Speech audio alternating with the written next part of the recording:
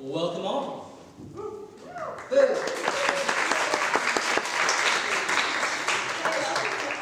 Arts Illuminated. This is a place where we celebrate local artists, and it's also a marketplace where enthusiasts can purchase original art. So thank you for joining us. Thank you, Tenor Wade, who's up there, and Steeple Playhouse for hosting this special event. We appreciate it. I'm Karen Bordelot. I'm the executive editor of the New Bedford Light, which is the sponsor of Arts Illuminated. Just a short plug of the New Bedford Light. For those of you who don't know it, it is a free, nonprofit, very independent news organization, and it's dedicated to in-depth coverage of New Bedford and the South Coast. So I would invite you to look at our website. It's digital only. You can sign up for it, but what we have a lot of this week is election coverage. So there's election videos, there's Jack Chats, we cover the environment pretty fiercely. We also cover offshore wind, the arts, we cover City Hall, education, and so forth. So if you're not a regular reader, we want you to become one, but thank you. Okay, let's see. What else I want to tell you? Okay, so you know about the QR code for tonight. So on to the show. This is themed the Macabre. This one-night event features 9 artists, right? Is that right? Yep. Who work in a variety of mediums. These artists were chosen from an applicant pool because of their ability to show the darker side, from the haunted to the harrowing. Our hosts for tonight include Nevid McLaughlin. As you know, Devin is a well-known South Coast artist who calls Hatch Street Studios his home. Devin's also an art instructor at both the New Bedford Art Museum and also New Bedford Parks and Rec. He offers private classes, and he does outreach with the mission of connecting the arts to the community. Tonight, Devin will interview the artists about their work and find out what makes them tick. Scott, Scapegoat Bishop, is the man behind the camera tonight. Well, actually not, but usually he is. But he is a New Bedford music scene podcaster, singer, songwriter, and sound Sculptor? Thank you, you're right. Who transforms pop songs into a variety of sounds from crunchy to dreamy. Other members of the Arts Illuminated team include Light Managing Editor David Cuddy, who's not here because we were having breaking news all day today, so he is dealing with that, and I'm having fun. And then Digital Editor Kellen Reel, who's also working on production tonight, and then our social media person, who's dressed in the back there, and that is Andrea Pansera. And just the last thing here is that you're all invited to join us after the show for the Afterglow, where you can meet and mingle with the artists. We really hope you do that. And buy, hopefully, some original art. So without further ado, here's Devin.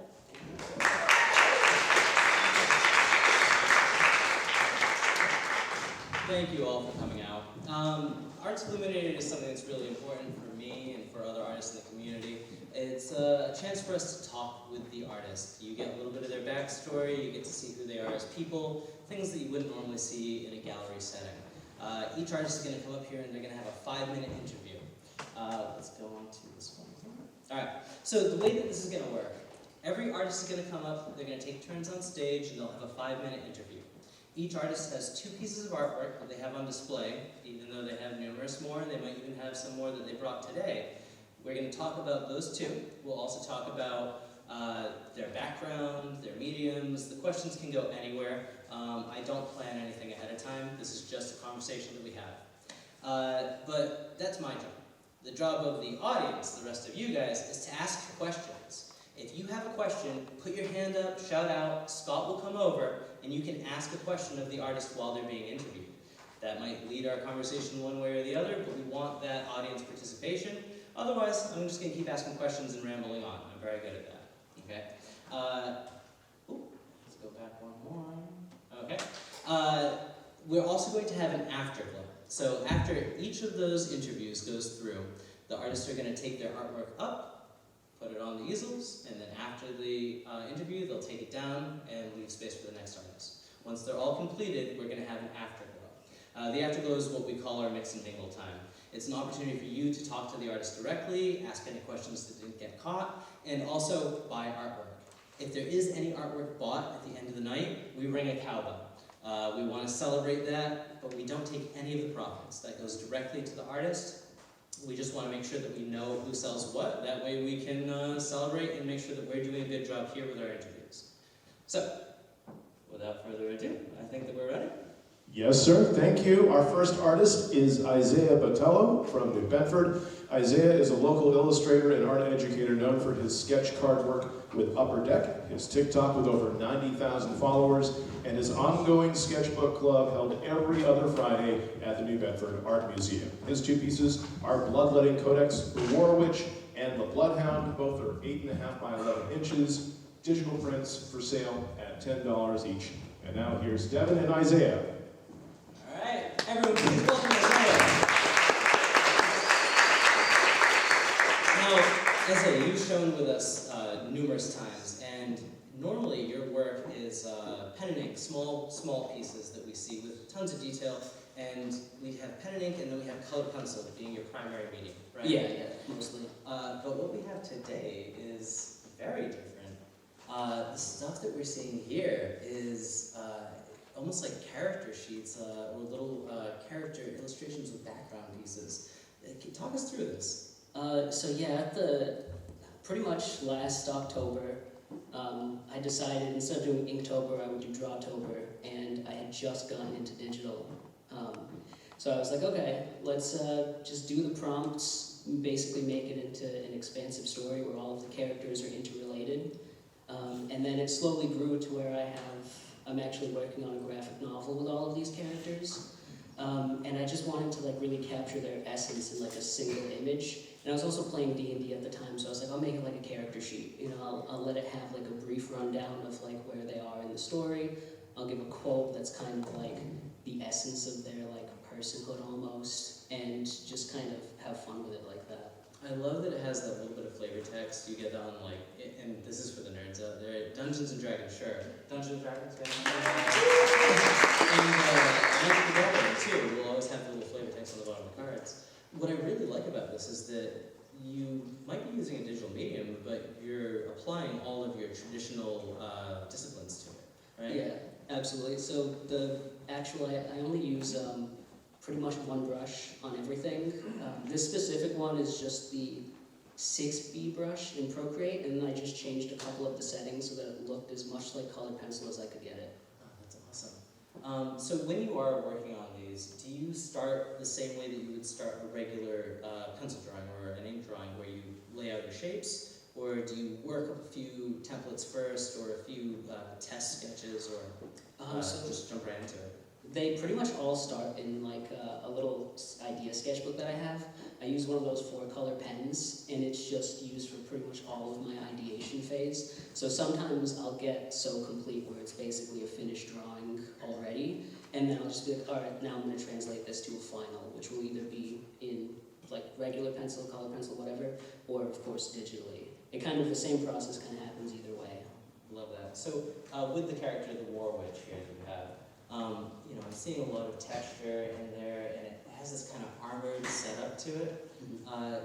And I know you have the flavor text on here, people can read that, but can you give us one like tidbit about this character that we're not going to see until we get to the graphic novel? I think like visually, the kind of most interesting tidbit is that she's basically meant to be a bride of Dracula, and her entire design is based around different versions of Dracula.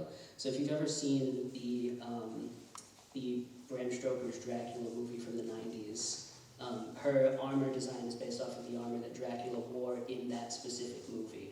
So it's very specifically a callback to that, to kind of basically visually integrate the idea of Dracula with this specific character. Wonderful. And then our next one here is... We have a question. Oh, all right. Hey, how's it going? Question from the audience.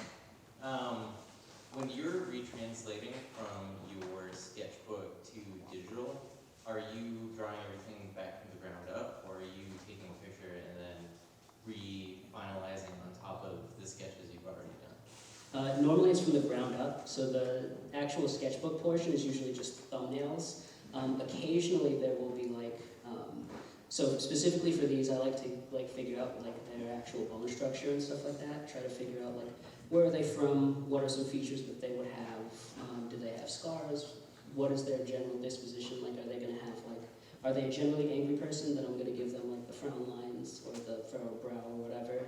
And then I kind of just build out from there. But it usually starts very kind of loose in that initial sketchbook phase, and then it gets finalized in the actual work on the iPad or on the page or whatever. How do you feel about working digitally versus, with the traditional media as far as how flexible it is? Because when you're working digitally, you can go back to a different layer or delete or go forward and redo something. So do you think that that influences how much planning you have to do before you sit down and buckle up to a piece? It makes the sketch phase way faster. It makes it a lot easier too. So like if I'm sketching traditionally, I have to very carefully erase and make sure I'm not destroying the tooth of the paper, especially if I'm going into like color pencil or something like that. With this, I can be like, okay, I'm going as fast as I can, getting the gesture down. That looks a little wonky, let me just crop and resize it. Then I just go into the next layer, and then that's the layer that all of the final art happens on. It's just over the sketch. Cool. And can you tell us if you have any upcoming events or things that you want to plug? Because that is our time. So as far as events, I run Sketchbook Club every other Friday at the New Bedford Art Museum. If you go every alternating Friday from that, I'm also there for figure drawing. So I'm kind of there all the time. That's pretty fun. And I do shows here and there for conventions when they do come around. There's not any planned just yet, but pretty soon. Awesome, great. Thank you so much for coming.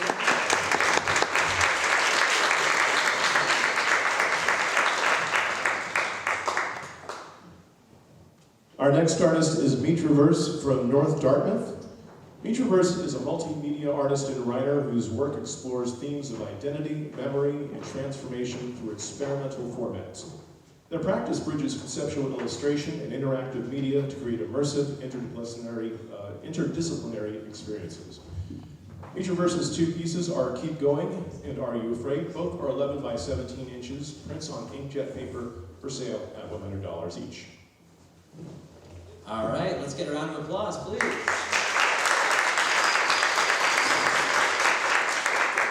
Welcome. So this is your first time coming to Arts Illuminated and doing an interview with me. So welcome.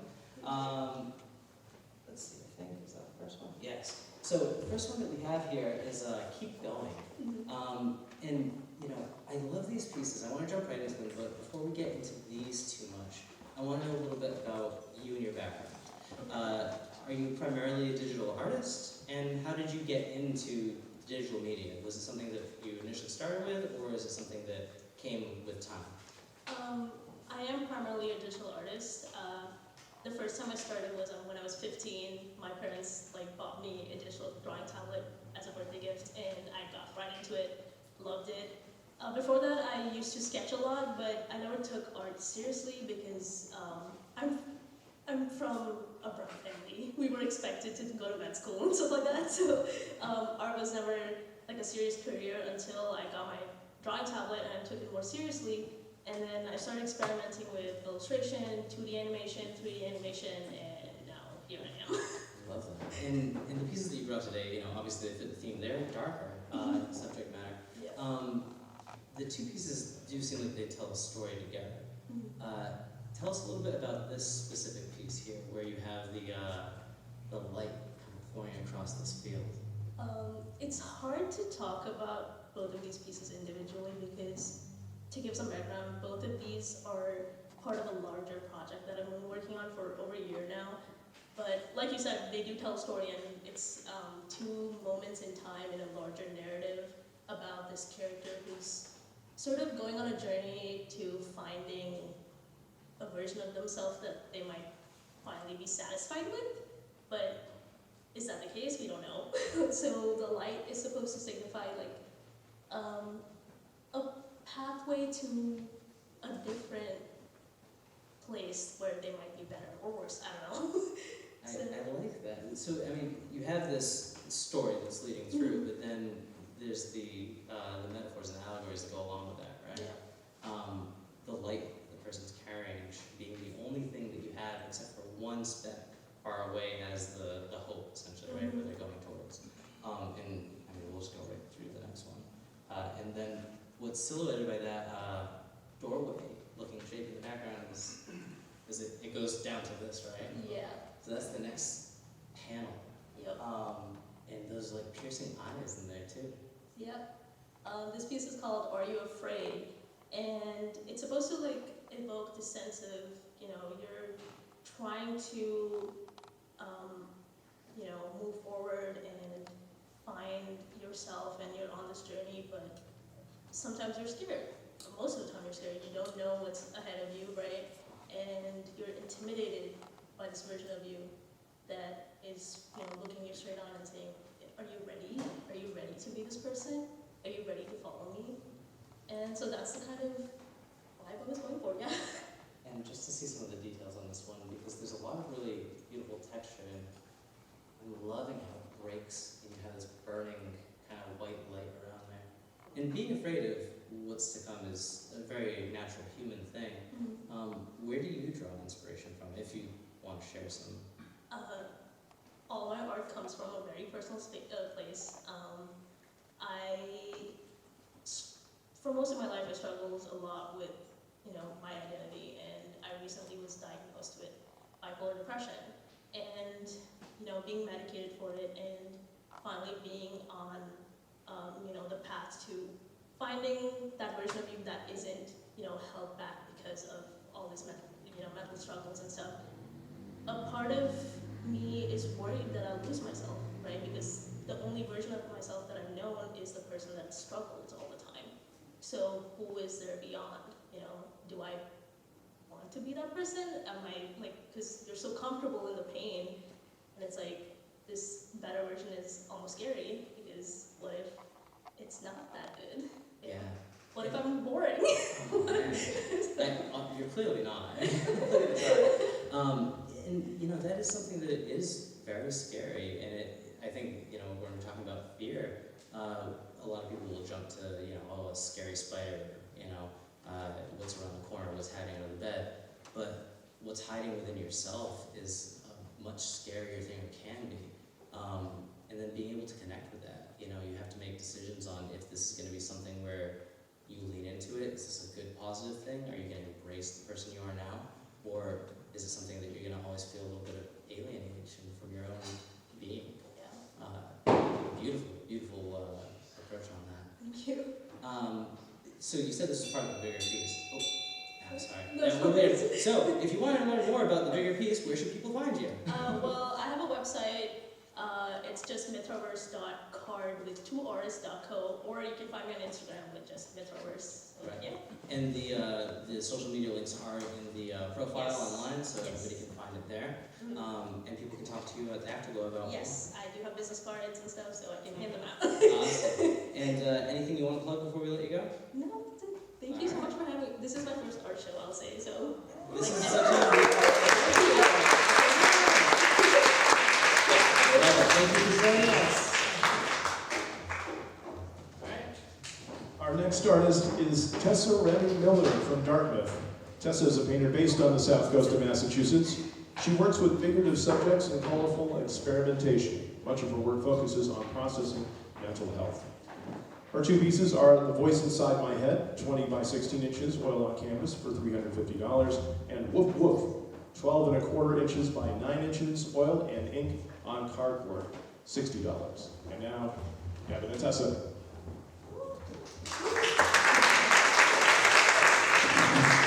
Welcome, Tessa. Your pieces are great. So much texture, so much like interest just in the way that you move the paint around. But I don't want to get ahead of it. This is the first time you've been with us, so I want to hear a little bit about you. How did you get into art in the first place? And is this a good representation of what you normally produce, or is this the stuff that's a little outside of your normal? I mean, I was always an art kid. I went to UMass Amherst for 3 semesters, and then UMass Dartmouth for 5 semesters in studio arts painting. So I was always the art kid in my family. That was what I was pinned as. These are sort of a weird, like, midpoint.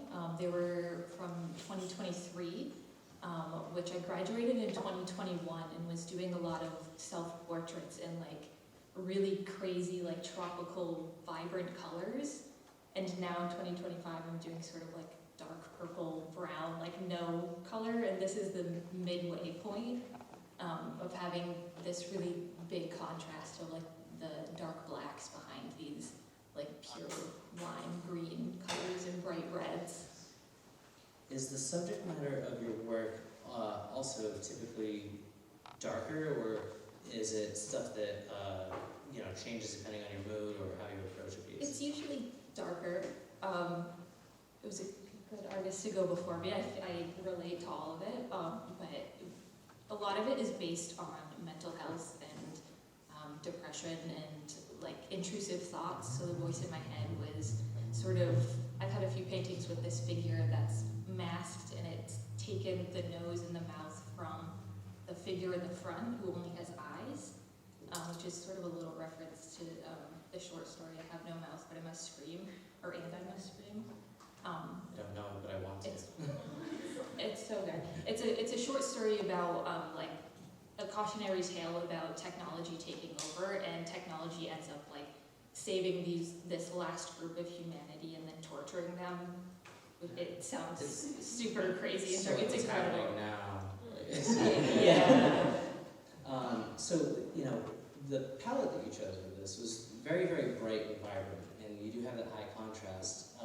But beyond the palette, you also have a very kind of heavy and loose texture with things, and the piece gets knit together as you layer it up. When you start a piece, do you start with a concept first, or do you let the painting inform itself as it comes?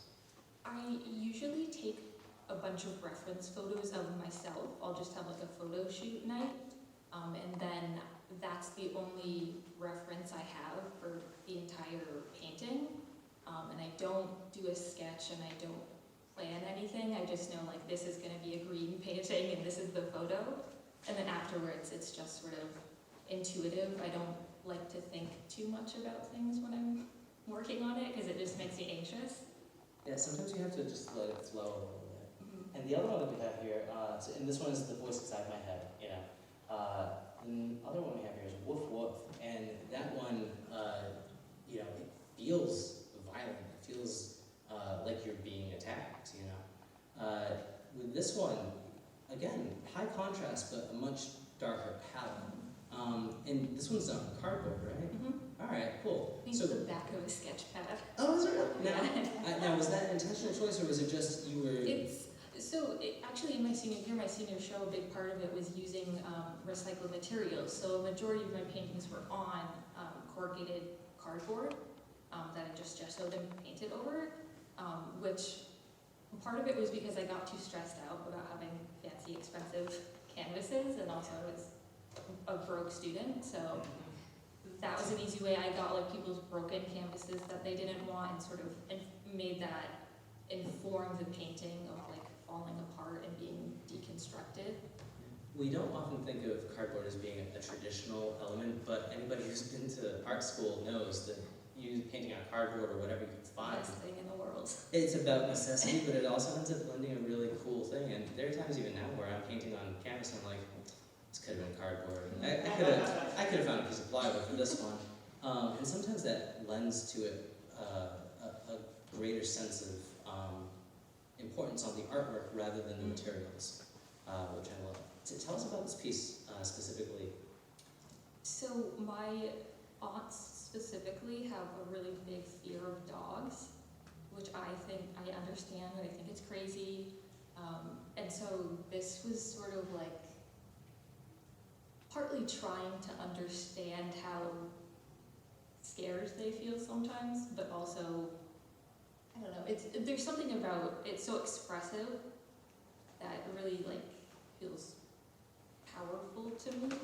Even with other like more somber expressions, I try to emphasize it a little bit. I was going to ask if you didn't like your aunts or something, but and what I really enjoy about this piece too is that when you paint, you're not as concerned with fine details or making sure that it's measured out exactly, and you don't have to spoon feed somebody an image to get them to understand what it means.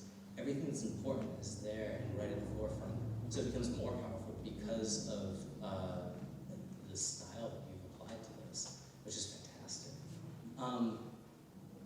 Do do you have more pieces in this series of, fears coming out at you? Yeah, loosely. A lot of my paintings sort of stem from nightmares or like intrusive thoughts, and then that's sort of the main figure usually, and then I'll expand on it. So in that way they are fear, but sometimes it's more like sorrow or panic, but all in that sort of like strong feelings that kind of you feel like in your stomach, in your body more.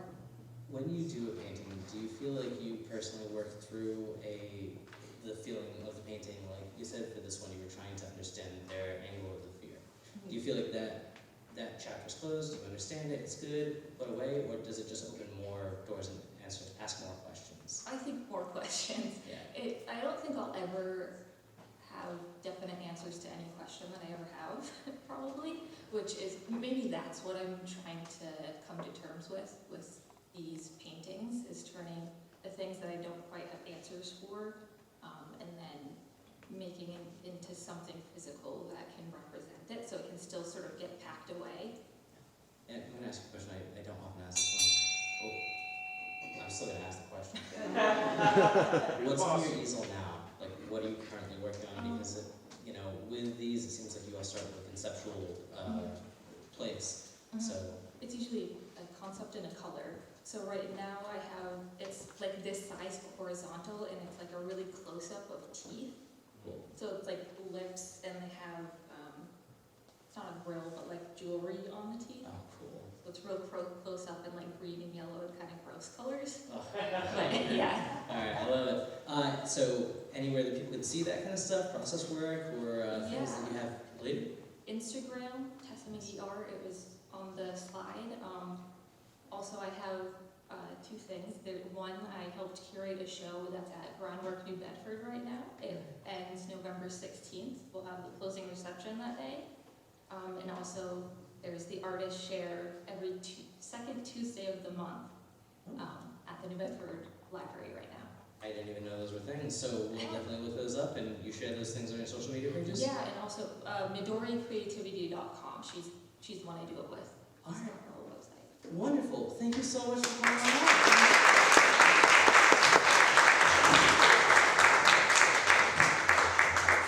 Our next artist is Gail Rodriguez from Houston, Texas. Gail is a Texas-born Salvadoran Mexican-American storyteller. Through interdisciplinary means, she illustrates portraits that explore her individuality with childhood, memory, home, religion, choice, and autonomy. Gail is pursuing her MFA in illustration as a Distinguished Artist Fellow at the University of Massachusetts, Dartmouth. She received her BFA in painting from the University of Houston in 2023. Her two pieces are My Echo, My Shadow, and Me, 24 by 36 inches, acrylic and gouache for $500. And Why Do I Always Have to Drown In? 42 by 36 inches, acrylic and gouache on canvas for $1,000.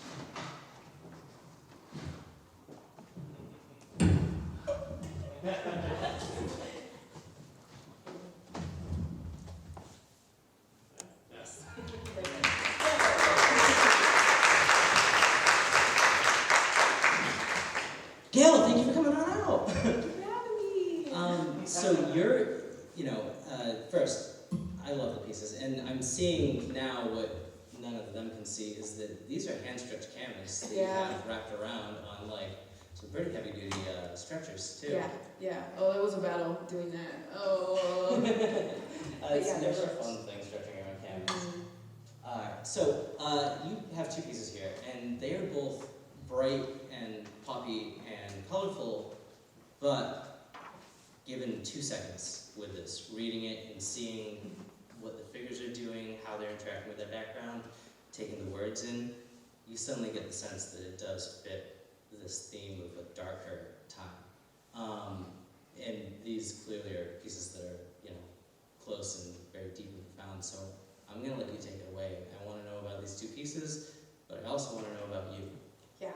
So if anybody around here knows what growing up being a Christian was like, and how traumatic it could kind of be, and how guilty you feel, that's basically what these paintings are about. Just that growing up with a lot of expectations and having these rules and things that you have to do to not just be a good person, but to be kind of loved and accepted.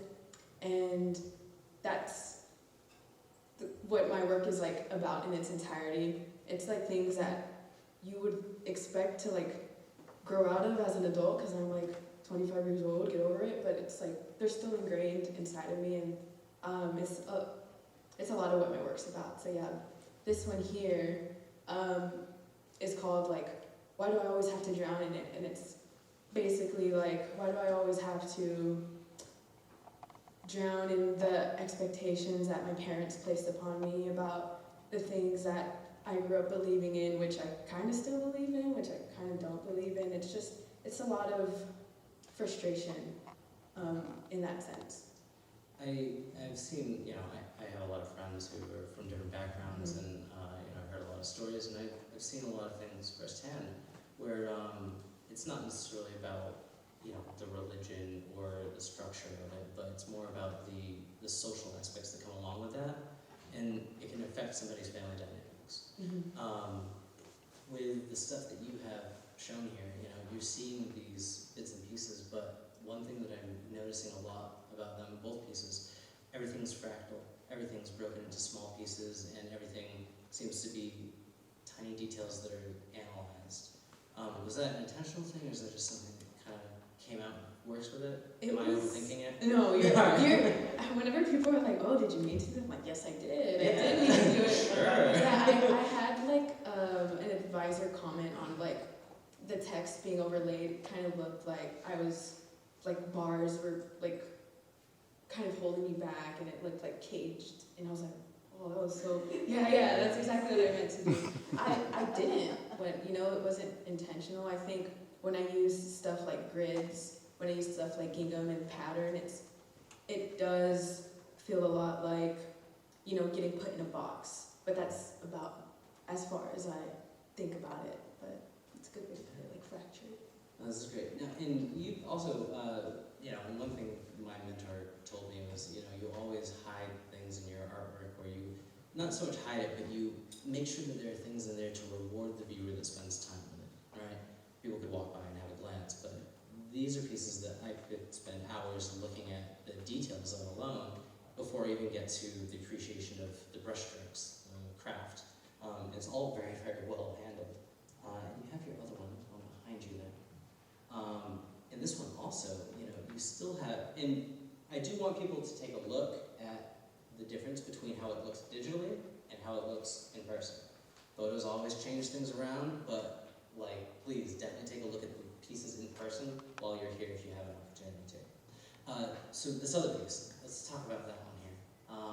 You have different things that are going on with both of these, but they're still speaking to the same ideas, right? Yeah, it's like representative of, I don't know if you guys ever heard that song. It's like an old song. It's called My Echo, My Shadow, and Me. But the three figures there represent like the things I tell myself, and then the things that other people tell me, the things that are on the back of my mind that are always in my head, and then the me that just wants to be free of all of that. So it's like my echo, my shadow, and me. That's what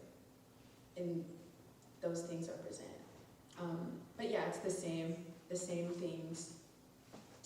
With your work being so cathartic, or being things where you're processing what you went through and your experiences, you said that, maybe I should get over it, but I'd argue that when you have a chance to step back after being out of a situation for a while and look back and reflect on your past and your upbringing, now we live in an age where we can actually talk about mental health, we can talk about social dynamics, we can talk about how you can be hurt by people that love you, but it's not necessarily their fault, or that you can find a place to forgive them. With these pieces, when you finish a piece, is it a sigh of relief, or is it more questions? Yeah, it's a sigh of relief. I feel like it's very therapeutic. This is like me writing down in my diary, so every time it's like very cathartic. That I get to I feel good. I feel better. How much planning do you go through? And I do see a question over there, so put that one. So how much planning do you go through before we get to that? I have like a sketchbook, and I have a diary that I write in, and then I have like my notes app. And so I'm just always in the background thinking of things. So I don't know how long per se it would take. It's just like always stuff that I'm thinking about in the background. And I think we have a question from the crowd. So I noticed, is this on? Oh, yeah. Yeah. So I noticed that you use a lot of repeating imagery in these two pieces. I was curious about the use of rabbits. Oh, rabbits? Yeah, I use a lot of rabbits. They're just like a personal symbolism that I feel that I use to represent like cowardice, fear. They're like prey animals and they're always running away, things because, you know, they're like small, defenseless creatures. And I feel like sometimes I can represent part of myself. I feel like I'm always running away from things. I'm very scared of a lot, and I don't go out of my way to do things that better myself. So a lot of the rabbits that are like everywhere, it's like all of the fear that's inside of me. That's at least what it means to me. Well, I do want to thank you for coming out. But do you have any upcoming events or places that people can see more of your work? You can see me on Instagram, and I don't have anything to any events, but I do have stickers if y'all like stickers. You do like stickers? Yeah, so if y'all want some stickers, you can buy some stickers. All right. Thank you for coming on out.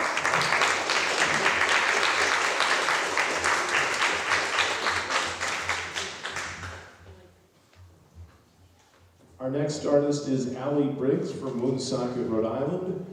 Allie is a fantasy artist and eclectic nerd who creates from imagination with a strong focus on dragons and strong women. They love storytelling and reconnecting people back to their childlike sense of wonder, hope, and adventure. They have created illustrations for Critical Role and other TTRPG clients in the industry. You can find them anywhere online, but mostly on Blue Sky. Allie's two pieces are Striga Knight, 16 by 20 inches, ink and acrylic on illustration board for $450, and What Lies Beneath, 11 by 14 inches, oil on sealed watercolor paper for $1,400. And now here are Devin and Allie.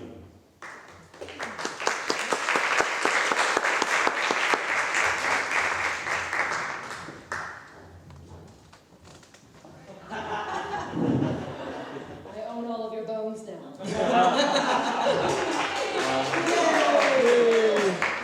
I voted for you. You didn't even know what the character was. Oh, there we go. Welcome, Allie. So I love your outfit. Go ahead, tell everybody who doesn't know, like me. So I recently got into a book series called The Locked Tomb. It's about lesbian necromancers in space. I am Harrow from Gideon the Ninth, Harrow the Ninth. So yeah. I need to be more mean, but yeah. She's a very mean character. I love it. So, this is the second time that you've shown with us. I'm happy to have you back. For those of you that don't know, Allie does mostly fantasy art, high fantasy things. And you brought two, these are both original pieces, right? These are both originals, yes. Great. So I have prints of this one as well, and none of her. So we'll start with the stripe. So in this, again, we're gonna get nerdy again, aren't we? Oh, super nerdy. Awesome, I love that. Also, thank you for having me back. This is always fun. I love it. No, I love having you here. So Striga is a Dungeons and Dragons? So, or we're Striga. doing Striga. Just All right. right. This is a Scandinavian folklore. It's sort of like the equivalent of like a vampire. But yeah, it was used for a book series that is created by Sly Flourish. He does like the Lazy DM series, which is just a bunch of books that he produces. So one of them was having different foes to encounter. So the Striga was one. Love that. Now, this is something that, you know, other artists might want to know. I'm curious. How do you get contacted by people who are writing books? Is it something where you go and pitch ideas out? Do you wait for people to come to you? When do those opportunities happen? By doing stuff like this. Awesome. So- you heard it here. Pretty much. It's one of those things where like giving yourself the opportunity to have doors opened, you need to be present to actually trying to open those doors. Physical spaces I've always found to be a lot more, not like successful, but like you can find people. You're not just on the internet where everyone's just like, cool, image click, and then that's it. You get like 10 seconds of their attention and they're gone. Do you think that helps that you're super charismatic anyway? Not on mine, I'm not. Yeah, that's true. My emails are very robotic because you sometimes have to deal with scammers and stuff. So it's very like, okay. They're like, could you please not respond with AI? And you're like, it's just me. Yeah. But like online spaces, honestly, Reddit. Yeah. Like Instagram's changed, the social media like flow of activity has changed. A lot of it we've seen kind of incorporating sort of corporate side of forced generative slop. Do you feel like you have to like make time to specifically be online and do the social media thing to push your business and get there? Because I know that there's a lot of artists out there that they, you know, and myself included, I have this situation where I like making the artwork. I don't like posting it. I don't like having to photograph it right. I don't like having to have conversations with people online because I'm too busy trying to teach classes and stuff. But, you know, do you feel like that's a taxing thing, or is that something that you enjoy doing and it kind of rolls into it? Super taxing. If anything, I want to be in those, like, the chair where you're just sitting, you're just working, and you're letting everything kind of flow. But the anxiety of not finding clients, or clients forgetting you exist, or not being available because they constantly move through people, also gives me the fear of becoming obsolete. So I tend to be online more than I should be, which then creates kind of a downward spiral of emotional impact that prevents me from actually working sometimes. Yeah. It sounds like a vicious cycle. Yeah, it's not healthy. Social media is not healthy. So you have this piece, and it's you know, you have more character design set up here, but the other one that you have, beautiful textures. It has this gorgeous lighting coming through, and it feels more like a traditional portrait that you'd have of a noble person. Yeah. What's the story behind this one? So this was my cathartic process of not wanting to harm my manager when I had a full-time job. So a lot of the work, like me and my partner both like work at the same place, so I have someone who's like a witness. But there was a lot of the glass ceiling kind of concept that femme women having to deal with all the time.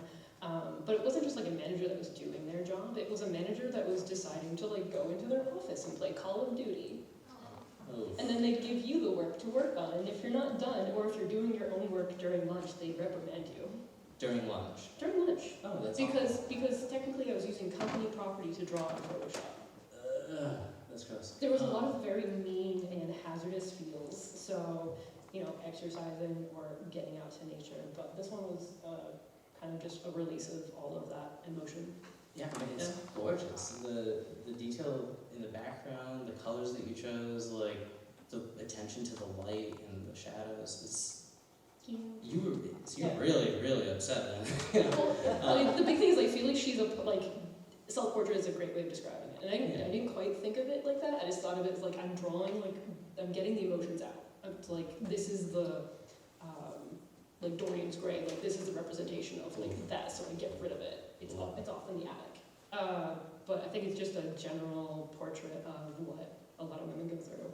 It's that idea of like you have to hide emotions and even intelligence sometimes, because you, compared to your coworker, can say the exact same thing, but you might come off as arrogant and stepping on the wrong toes. With the other one, because they got something between their legs, all of a sudden it's like, wow, you're amazing. It's a great idea. I just said that.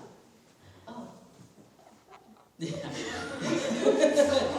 It's so hard to not want to like harm people sometimes. So how do you like, here, I'm gonna put it in a painting. This is my demonic side.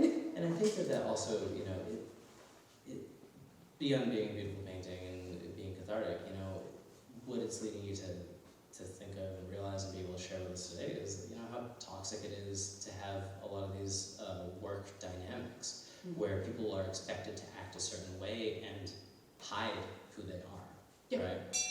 Oh, and that's it. So, you want to give any plugs for upcoming things or stuff that you're doing or where people can find you? I mean, I'm online, so Allie Briggs Art is pretty much everywhere. Nothing super new, but I did find out, because I've been trying to get in, like, connected more the Woonsocket area or like Providence area. Lost Bag is a, I don't believe, it might be a non-profit organization, but they have figure drawings on Mondays. And if you find them online, they'll give you the address. I think it's like $10 to show up, bring your own stuff for figure drawing, which is nice. Nice, right on the side. Woonsocket. And Providence. Providence. All right, cool. Awesome. Thank you so much for coming out.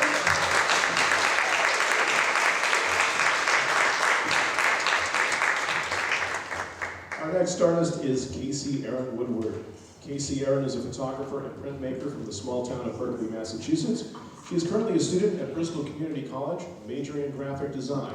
Her work stylistically focuses on darker and moodier themes, frequently exploring the boundaries of feminine expectations and grief. Casey Erin's two pieces are Mortuary, 15 by 17 inches, triptych linoleum block prints, ink on Rebus paper for $300, and by XL diptych, 20 by 8 inches, rosin-coated print, 35 millimeter film, not for sale. And now, Casey Erin and Devin. Okay. Devin would like to be so pleased. And we have more amazing artists coming up. Plus the afterglow. Don't forget the afterglow. Great chance to talk with the artists, buy some pieces. All right, I've run out of things to say. You got to tighten that thing up.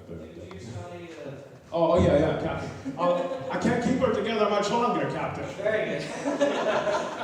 All right, Casey, thank you for coming onto the stage. Thank you for joining us tonight. Everyone, round of applause for Casey. So, you have some very different works with different different disciplines here. So, we're going to take a look at photos, and these are block prints, right? Yeah. How many different mediums do you dabble in, or practice in, or master, or? So I'm currently a student at Bristol Community College. I was a fine art major for a long time, and then when they decided to make tuition free, I switched over from fine art to graphic design so I can just hoard like as much credit as I possibly can.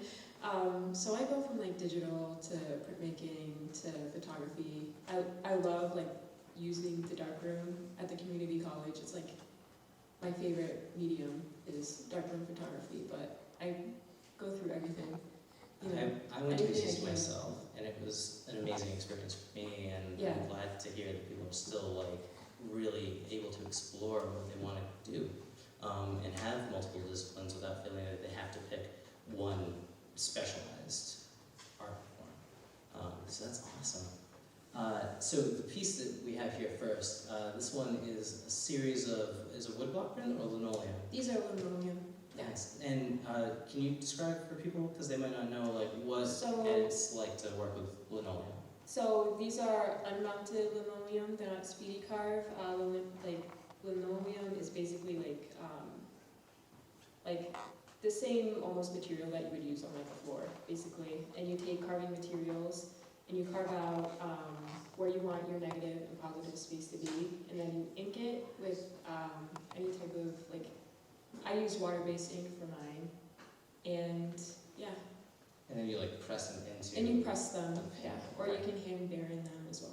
Nice. So when you did these guys, you had to sketch it out and then carve away everything that you wanted to be white, right? And then it's like a stamp essentially. Yep. So with these, it's a series that goes together to show a story. It's almost like a comic book. Walk us through the story. So the story for me is about like intrusive or unwelcome thoughts that you have sometimes when you're dealing with death. I feel like there's a lot of like confronting thoughts that you can have when you lose somebody that can actually be like pretty brutal and scary to think about. So this is about like, you know, the final images of a wake, but I'm also thinking about the brutality of cremation and how, you know, like that's hard to think about sometimes when you're at a wake and you have that intrusive thought of how brutal that is, you know? Yeah, I've definitely been in that same situation where like Yeah. I'll be sitting there trying to mourn somebody, and the only thing that I can think about is Yeah, like What the would it be embalming like? process and like Yeah. cremation and how, being you know. in a coffin or Yeah. being burned. And like obviously, you know, it's not something that you'll experience, but it's something that is a fear that comes up and you can ruminate on pretty easily. With those things, you know, when you created this piece, were those at the forefront of your mind because you had recently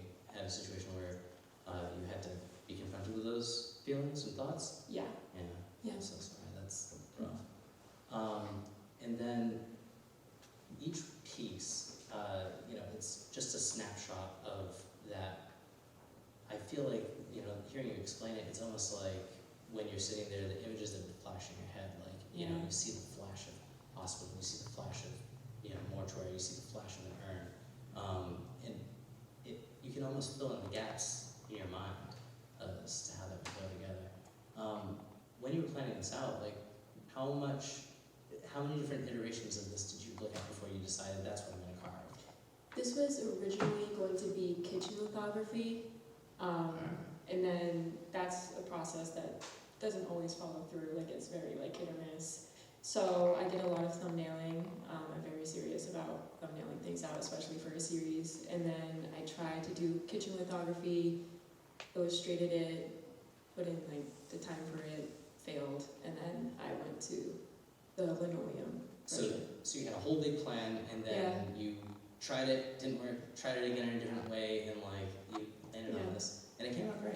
Yeah, I like it. I like the artifacts in it. Like that's probably my favorite part of working in lino prints is the artifacts.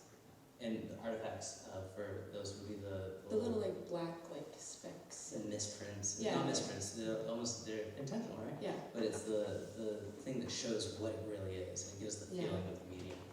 And then your next piece here, super powerful, buy and sell, and you have this overlay over photography. Is this all done in darkroom? This is darkroom, and these are double printed, so they're not double exposed on one film. It's two different films printed on one paper. So one exposure, two negatives Yeah. shining through. Mm-hmm. That's awesome. Go ahead, I need you to dig into this one. Yeah, I love exploring femininity and gender in my work, especially in photography. I love working in narratives. Anything that I can like dress up and portray a different character or idea is something that I really love. I was going out shooting and I found some signage first, and that was my first image that I took was the signage, and then I thumbnailed out like bondage photographs that I could pair to make it a commentary on female exploitation. Yeah, I mean, you know, and just the ideas of like owning a person, buying something or selling something, and then who has the ownership or where's the power dynamic in that. And you know, you set up questions when you put them together as a diptych like that. If it was just one side or the other, it would be a totally different piece. These are fantastic. Thank you. And you know, we had to stack them here because they wouldn't fit on the side by side, but it kind of works up and down too. Yeah. With these, is it something that, you know, when you have the negatives and you are able to make those prints, is it things that you can make a lot of prints, or is it something where you do a limited run of them, or? So I don't really like going backwards as much, you know. So when I print something, I don't like to reprint them. I like to just keep shooting and come up with the next idea.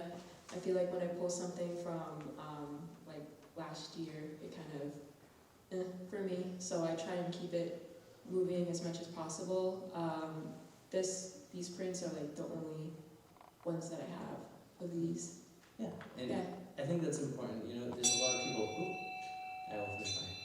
There's a lot of people who will think like, oh, it's a photograph, it can be printed numerous times, I can make as many as I want them. But really, it does depend on the artist and how it's printed. If it's a digital print versus something that's done in a dark room, you know, and how you layer that up. So, thank you so much for sharing. Thank you so much. Do you have any upcoming events or anything you want to plug? I do. So I'm currently on view at Gallery X, like literally right up the street from here. I have a couple pieces over there. It's alternative photography. Awesome. I have a couple cyanotypes. And then my Instagram is in.postage. Awesome. And that's in the basement of Gallery X, right? They have Yeah. the lower Yeah. gallery? Mhm. Awesome. Great. Awesome. Thank you so much for coming.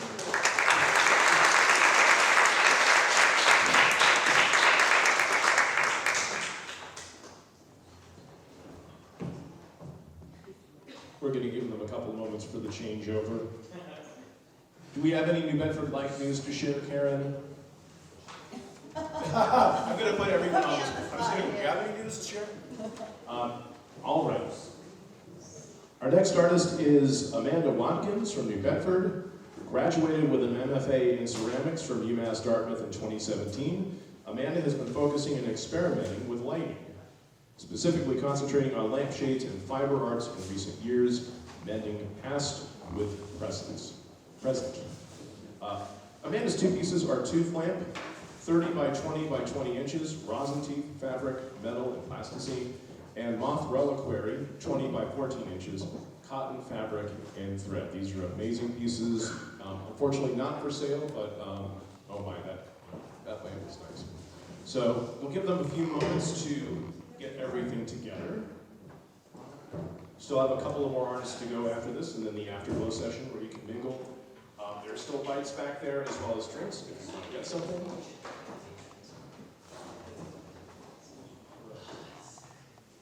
And now, Amanda and Devin.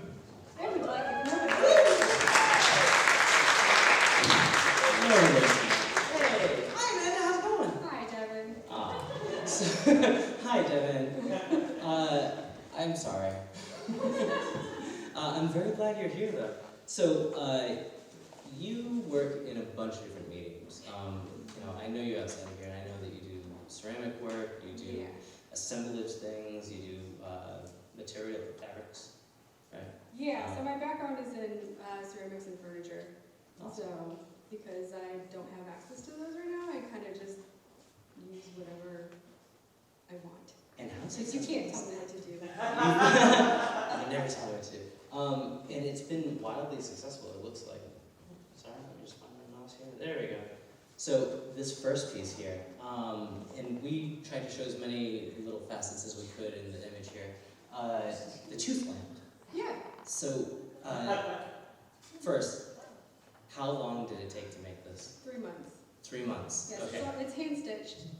And And there's multiple layers, so if the light was on, you'd see like there's 2 or 3 layers of like black chiffon underneath the tooth fabric. we're definitely gonna plug this in at the end of the night. We're gonna plug this in at the end of the night so that we can see it. We'll put it in a dark area so everyone can take a look up close. So you have the shade that's layered up, and you have different materials as you're going forward, and then you have this beautiful lacing that's over it and the tassels. But the more you look at it, the more you notice that there's so much more detail in here. I'm seeing hanging teeth along the fringe. Yes. Is it a sculpted tooth at the top? Yes. All right, and that was what, female sculpting or? It was like really cheap plasticine from like Five Below. But then I covered it with some resin because it was kind of crumbling apart. And the one thing that I look by, I forget it's even there, but the base of the lamp itself is like a vase filled with teeth. Yes. Where did you get so many teeth? Well, Devin. They're actually just from China. I bought a bunch of dental sets. Oh, cool. Yeah, I bought like 12 or 13 dental sets. Like replacement teeth kind of deal. Yeah, that it would just like use to like not practice on, but I don't know what dentists do besides clean teeth, why they would need those, but I bought like 12 or 13 of them and realized it only like filled up this much, so then I had to buy like 13 more. Yeah. So with this piece, where did it start? Where did the idea first come in? Were you like just laying in bed one day and you're like, I gotta make a tooth lamp? Or was it like, I have a lamp and I can do something with it? Or was it, man, I can't get the idea of teeth out of my head? Well, okay, I like teeth. I have actually a teeth tattoo. Actually, multiple teeth tattoos. Teeth tattoos. Anyway, so I had bones all over my apartment and house thing, and I was looking at them and I was like, oh, teeth, and it just was like, wonder if I could find teeth fabric. Not easy. Did you know what you were gonna do with the teeth fabric, or were you like, oh, hey, now I have? Well, I found This tool and this tool. I always have lamp parts in my car. I'm way too used to my car. It's insane. And I was like, you know what? This clear thing would be really cool if I put teeth in it. So that kind of was where it started. It works out. I see some Miss questions. Arrow has a question. Oh, was it? Oh, I was looking at Scott, but I mean. Oh, no, I'm letting Scott know. No, don't do that. We got mics. We can do this. Why is it not for sale? Because, so for a couple reasons, it took me so long to make, and I don't think I will ever buy more teeth from China because tariffs, and it was like, I think like $400 worth of materials alone, plus, so if you have like 30 grand, you can have it. Follow-up question then, will you be making more, maybe not teeth, but like, are you like interested in making more lamps like this? Oh yes, I do, I have, my whole house is full of it. How would one commission one of these? You can find me at book club. I'm the worst artist in the world. I have a social media, it's private, and I don't post anything on it, and I don't do anything on it besides send my friends memes. You can find me at book club. If I could just say, I can't wait to see the lamp that Allie would commission. I do have bone jewelry. Oh, there we go. Because I have too many bones. And I think we're gonna be friends. We're gonna be friends, Allie. So you should see a doctor about that. I have many doctors, and they don't know about any of this. So, you have the earrings. You're a multidisciplinary artist. The piece that you also brought here was this beautiful moth cross stitch, right? Yes. And the difference between cross stitch and needlepoint being. I don't really know.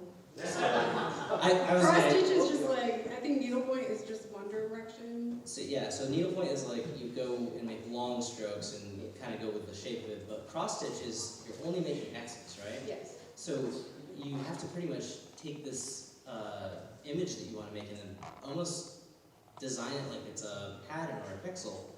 And we have the details for all of that one. So you can see all the fine details and how each individual block was stitched in there. Oh, and it was really a pain in the ass because I used like shiny fabric, or like shiny thread, which is not very fun to cross stitch with. Yeah, you like lose track of it kind of, right? No, it just doesn't like to pull through. It likes to break, so it's fun. Like a glittery texture kind of Yeah. thing? Yeah. I mean, but you nailed it. With this piece, it seems like it was almost custom made for the frame, because it's so. Kind of, yeah. Is it? Was it? Yeah, well, yeah. No, that's awesome. And this is the same question I'll pose to you. What came first, the idea or the materials? Kind of all together. Kind of just, I usually get little bits of ideas, and then I'm like, oh, I'm a hoarder of art supplies, so I've got like probably 60 frames in my house. So I'm like, I see something, I'm like, I know the one for that one. I love that. I love that because I'm the same way. But with pieces like this, you've pretty much given yourself a starting point, and then you've brought it to a really high level of finish and skill being displayed. It's not like you were just like, oh, I can just slap them off in there. This is beautiful. When you do pieces like this, how long does it take to do cross stitch? It depends on my attention span. All right. So if it's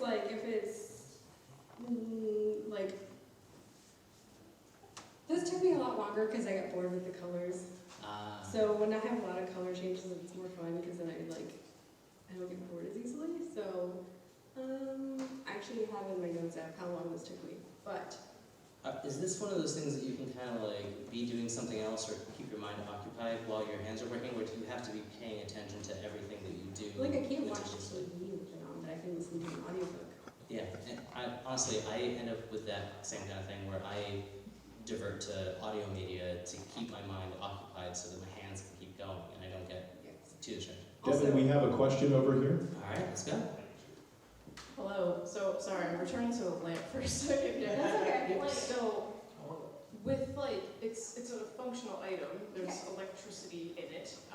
Do you know how to do the wiring side Yes, I and the do. electricity side? I'm basically an electrician as well because I've done my wiring as well, which is not very hard. You can find tutorials. There's actually a woman on the internet that taught me with the YouTubes. Do you find that you're end up learning things to complete a job? Oh, yeah, Like, all the time. like your project will be like, now you need to learn how to be an electrician, now you need to learn plumbing, or whatever the project is. Yeah, wait till I start upholstering my chairs that I have. That's on the list. Very soon. Who knows when that will happen? That sounds so exciting. Well, Do you have any upcoming things, or I know you said you're not big on social media, but anything you want to plug? Or let people I'm know? going to book club on Saturday. Just follow New Bedford Bring Your Own Book Club. Yeah, I guess I'll. And I'm there. That's where I am. The Bring Your Own Book Club. Bring Your Own Book Club is a group that gets together in New Bedford, and it's cool because it's the book club where you don't have to be reading the same thing as everybody else.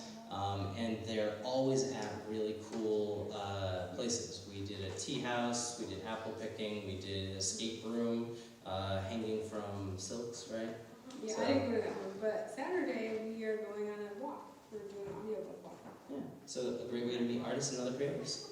Amanda, thank you so much for coming out, and we will plug that in the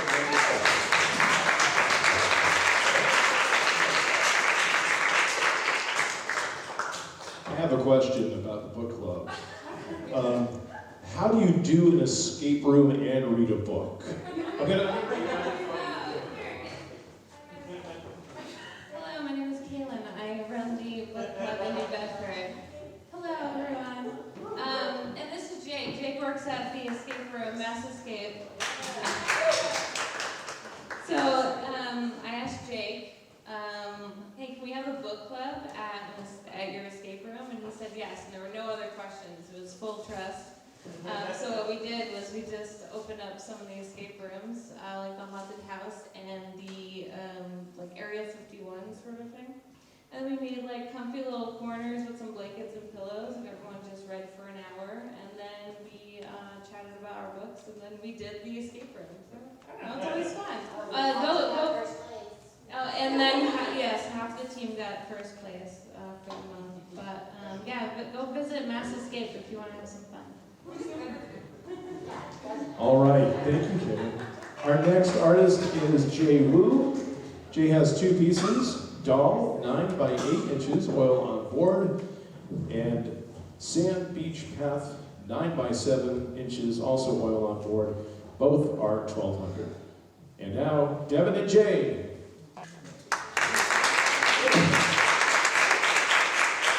Jay, I just want to say, I love your bio.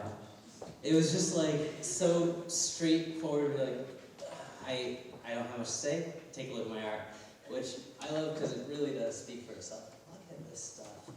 That's terrifying. That makes me so uncomfortable, and you have it here. And You have this, my little sidekick. that, yeah, it can stay there. That's no, I love it. All right, so tell me a bit about yourself. How did you get into art, and is most of your stuff this uncomfortable? No. All right. No, I'm a painter, and then this is not. I mean, yes and no. I mean, I do paint from life, and then I do paint still lifes, landscapes, and this just happened to be, you know, something that I treated as a still life. We bought, you know, I bought this doll from a craft fair, and then this young woman was hand making them, and then it's just absolutely beautiful. And then, as you can see, is my work are very small, and then this is life size. And then I literally painted this from inside my car. I put it on my dashboard, and then, you know, it was against a foggy morning as a backdrop, and then I just painted it. That's awesome. Now, did you set out to do that? Were you like, I have to set this up in my car, or were you like out doing a plein air painting? I usually do paint on site, so, and then my works are small enough that I can paint comfortably from inside my car, you know, without being bothered by other elements. And yeah, I would go out and deliberately choose the right place and you know, the right time, the right setting. That's awesome. And normally when you see people going out and like painting and I've seen these before where plein air artists, plein air open air artists, will have easels that mount to their steering wheels so that they can like lean up their canvas and paint right from inside their car so they can paint on cold days. But I have never seen somebody do a still life from within the car, you know, while going on the plein air journey, you know. Yeah. So that's very interesting. Yeah, because it depends on where I'm parked. Sometimes it's not so much about the place itself, it's more about the atmosphere. Yeah, I love that. And the colors you chose too, I mean, you have this beautiful kind of green fade one to the next, and it makes the doll itself feel very soft and calm.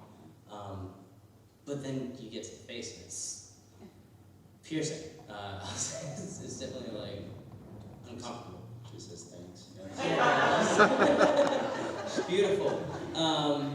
And then we have another piece here that you did, and it has a great deal of texture and detail and light pouring through those trees in there.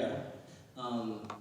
And this one, it has an abstracted feel to it because it feels foggy almost. Can you talk to us about this one and what the? This one I did paint from on site. It was in Maine. It was on the coast of Maine. Beautiful woods and light was just filtering through the fog. That was, very often, very often the fog would roll in, and then it was just one of those magical moments where you see the light filtering through. Now, you will go and work on location. You find your pieces. Do you do the entire piece there, or do you ever finish work with photo, or?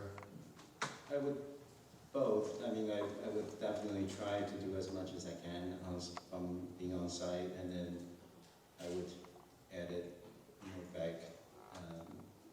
back home, and then go back out again sometimes. So sometimes it takes multiple sessions. Now, you're working on smaller pieces, but these are on, are they wood panels, or? Yes. Yes. Difference between working on canvas and working on a wood panel would be mostly texture, right? Or do you have a preference one way or another? Yeah, I mean, I guess it depends on how you prep the surface. I mean, if you gesso enough and sand it down enough, they feel the same. But just, they're a little bit sturdier, easier to carry. When you start painting, is it because you've already gone out and you're like, today I'm hunting for a painting? Or do you have a plan on where you're going to be seeking your next scene? Or do you just let that fall into your lap and you're like, nope, now I gotta whip out my painting supplies and go right now, because it works? Yeah, I usually do my homework from, when I'm driving, I usually pay attention to potential places or subject matter. And then if something grabs my attention, I would go back there and then take a lot of photographs and then study that place. And then I would do all that prep work before I commit to painting. How long does it take when you sit down to do a painting? Usually, 2-3 hours at a time, and then as I said, sometimes I go back and finish it, or come back to the same place. Awesome. The following day. Cool. All right. So, anything that you want to promote or plug in here, or share social medias or anything? Yeah, I do have a solo show coming up at the Galatea Fine Arts in Soho, Boston, in the month of November, and the opening reception is on Friday, the 7th. Awesome. And can anybody find that information online anywhere, or? Yes, website is my full name, jwooartwork.com. Awesome. Thank you so much for coming out.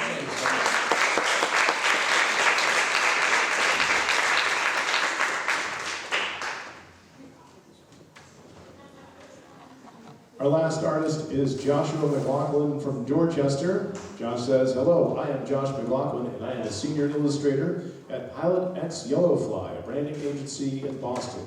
I like long walks on the beach and doodling the undead. Longtime fan of D&D, Magic the Gathering, and video game concept art, all of which heavily influenced my style. I grew up surrounded by many things, but mostly artists. Josh's pieces are Little Siren and Frankenstein's Monster. Both are 11 by 17 inch digital prints at $10 each.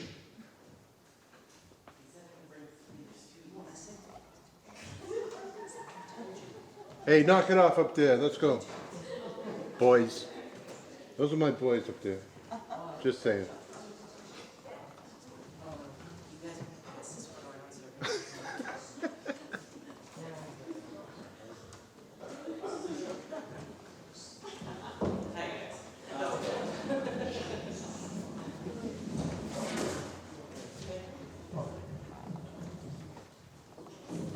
Please, round of applause for Josh McLaughlin. Yeah, Josh. Hello, Josh. Hello. So, I've known you for a long time. Yes. So, tell me about your work. Art's dumb. Aw, that's terrible. Art's not dumb. So, everybody, Josh is my brother. So, everyone, please. Yeah, can you tell? Josh here does a lot of really interesting work. These are digital pieces, correct? Yes. Yes. You made these pieces specifically for the show, right? Some. For the show? Love that. I made this one for the show. Yes. This one is one that I made because when I get fed up with work, I want to draw monsters all the time because it's the one thing that I never get to do at my job. So, what do you do for work? So we can kind of have a base for that. Yeah, I work at a branding agency called Pilot Studio, which is broken into two different sections. Pilot is the branding side, Yellowfly is the illustration side. So I actually work as a senior artist in a production line doing dead soulless corporate art for dead soulless corporations. So as a result, doing stuff like this is just in my own time. Yeah, so even though you do art for your job, finding your own individual artwork or your own style coming out in pieces has to be done pretty much separately because it almost sterilize it in a way. Yeah. When you have a client that's a company, right? Normally they're being driven not by creatives but by marketing, right? So most of the time, a marketer will see a piece and be like, no, people won't want to buy that. The public doesn't want that. They truly don't know what people want, right? They know what the middle of the road is because it's safest, it makes the most sales. If I'm illustrating something for Hasbro, right? And they see creepy monsters on the shelf, they're gonna be like, oh, my grandkids aren't gonna love this, right? But if you do something that's fun and bright and a bunch of smiling characters that are all looking directly at the viewer and engaging with the audience, they'll be like, oh yeah, my grandkid is gonna love this. That's all that marketers like. I mean, this piece is a bright, smiling, big-eyed kid, you know? Exactly. So that's what I'm talking about. Nobody wants to put this on a box. I like it. So when you do start drawing things like that, did you start with an idea first, or did you just start sketching and see what happened? I know you said you were trying to get away from, the kind of droll of work going on, but with this particular piece, was it planned? I think because when I'm working, a lot of the process is scattershot. The client with as many ranges of things that you can in one shot, right? So Mild to Wild, small, medium, large, a range of things. So when I'm doing personal work, it's normally one and done, right? The idea is I have a thought that I need to get out. It's clawing to get out of my head. I'm gonna try and execute it as quickly as possible, right? I would even say that these aren't finished pieces of art. These are sketches, right? So they might have a certain level of polish, but I'm only polishing the thing that I want to draw, right? So in this case, the concept was a siren, right? And I was like, how can I make the siren as the concept that I want to do? So the idea was, what would make a sailor look at something and be like, yeah, that's probably fine. right? And you're like, oh, a bright smiling face that has big eyes that like lure you to it, right? Yeah, like if she was submerged just below, you wouldn't see the teeth and the messed up Yeah, mouth and if her everything. hair was a little wetter, it might cover that portion of her face, you know? And like maybe from 20 feet away in the middle of the night, like you might not see the rest of it. So I was like, I only want to paint a creepy face.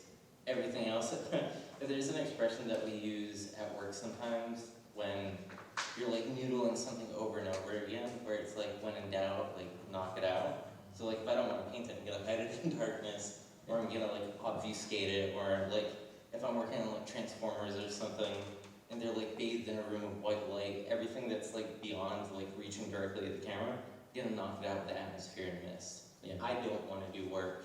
I'm gonna hide all the work that I can't do. Yeah, and honestly, I see that as a pitfall for a lot of artists and emerging artists, people who are learning how to do artwork. They'll get bogged down on a small detail and they'll feel like everything has to be fully rendered everywhere. But really, you want to focus on the main goal. You want the focus and detail to be on the thing that people are going to pay attention to, and then you build around that. Yeah, I feel like even most master artists, like when you look at a piece that's like really, really good, and you're like, why am I so drawn into the face?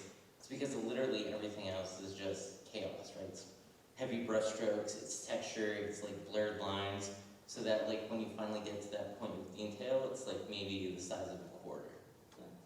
And you have this other one here, which feels very religious. I mean, you do have a halo on there, and you know, but even the posture and the pose feels a lot like, you know, paintings of Christ being draped back. This is literally like Frankenstein as the Pieta, right? Yeah. Like not being held by anything because you know how his relationship is with his father. So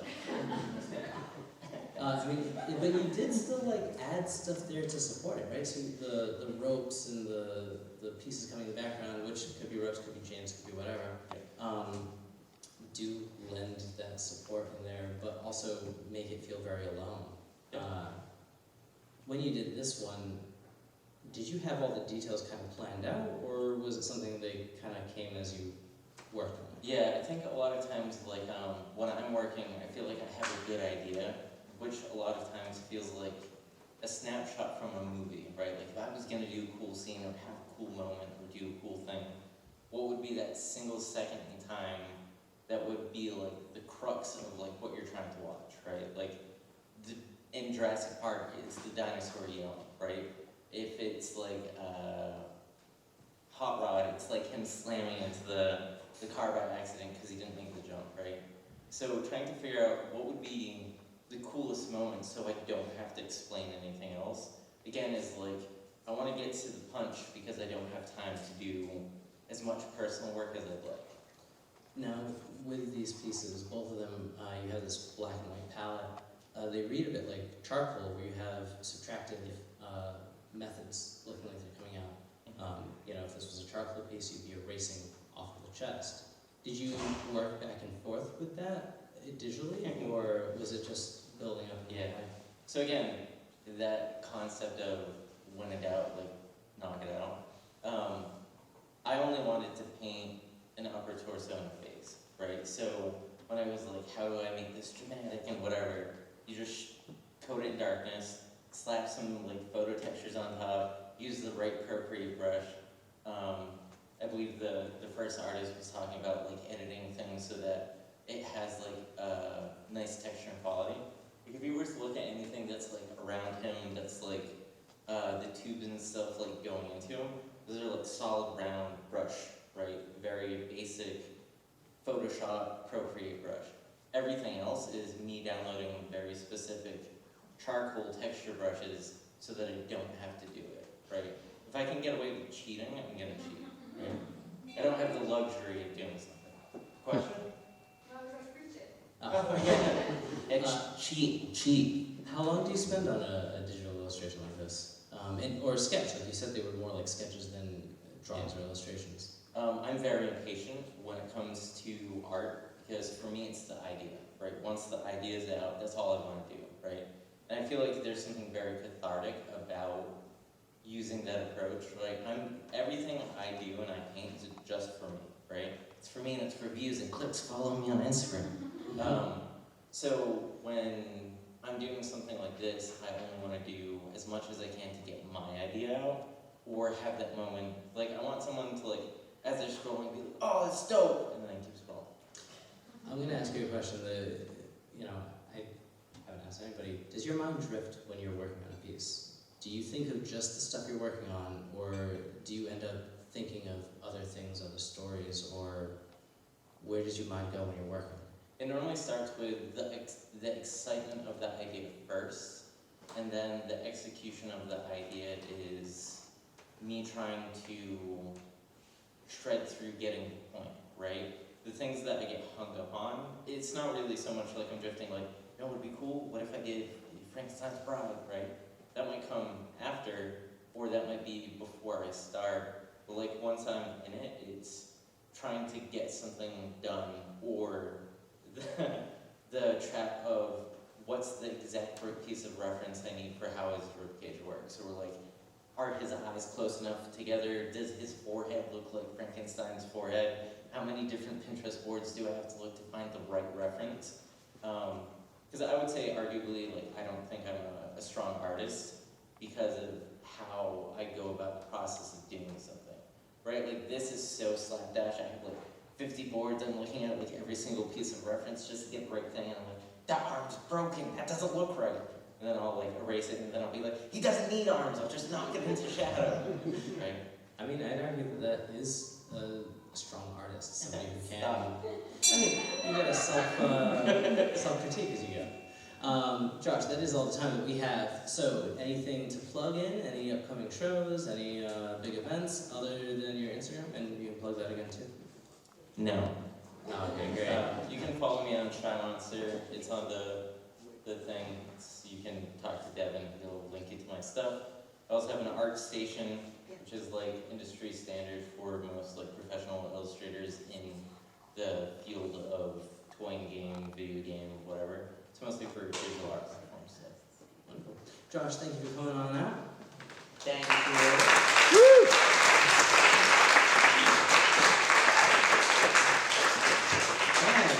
That is the show. So, now it's time for us to have our afterglow. Our afterglow is us hanging out and talking to the artists individually. If you sell a piece, artist, or if you buy a piece, guest, let us know. We're going to ring a bell and we're going to celebrate about it. Again, we don't take any of the proceeds from any of the artwork that sells here. That all goes directly to the artist. If you're interested in what we're doing, please go on to newbedfordlight.com/Arts Illuminated. The same QR code that you guys scanned at the beginning will tell you about our upcoming shows. We're planning one for the beginning of December. We do not have a theme picked out yet, but I'm leaning towards some kind of fun QVC rapid fire small work show. So if that's something that sounds interesting to you, let me know. Otherwise, thank you all for coming out.